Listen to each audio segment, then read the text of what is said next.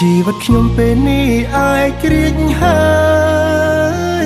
លែងមានសម្ពាធទៀតហើយមិនឲ្យខ្លួនឯងត្រូវខូចចិត្តទៀតឡើយព្រោះនៅឲ្យរីករាយជីវិតខ្ញុំពេលនេះអាចក្រៀកហើយរឹងមាំលែងទន់ជ្រាយ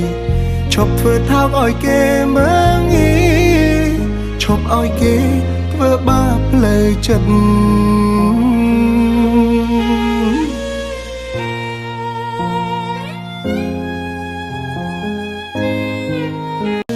ជីវិតខ្ញុំពេលនេះអាចក្រៀកហើយលែងមានសម្ពាធទៀតហើយមិនឲ្យខ្លួនឯងត្រូវខូចចិត្តទៀតឡើយព្រោះនៅឲ្យរីករាយជីវិតខ្ញុំពេលនេះអាចក្រៀកហើយរឹងមាំលែងទន់ជ្រាយឈប់ធ្វើថោកឲ្យគេមើងងាយឈប់ឲ្យគេធ្វើបាបផ្លូវចិត្ត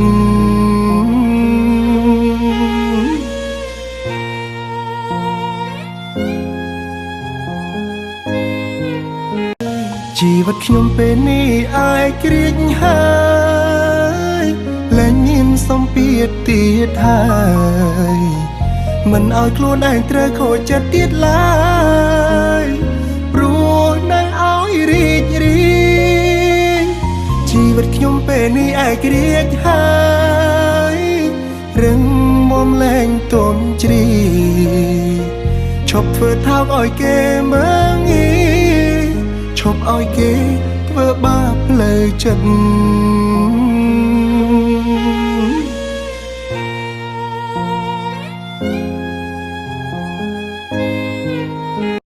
ជីវិតខ្ញុំពេលនេះអាចក្រៀកហើយលែងមានសម្ពាធទៀតហើយមិនឲ្យខ្លួនឯងត្រូវខូចចិត្តទៀតឡើ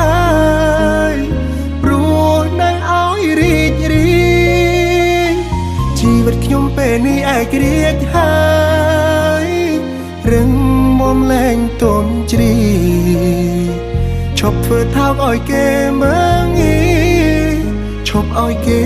ធ្វើបាបផ្លូវចិត្ត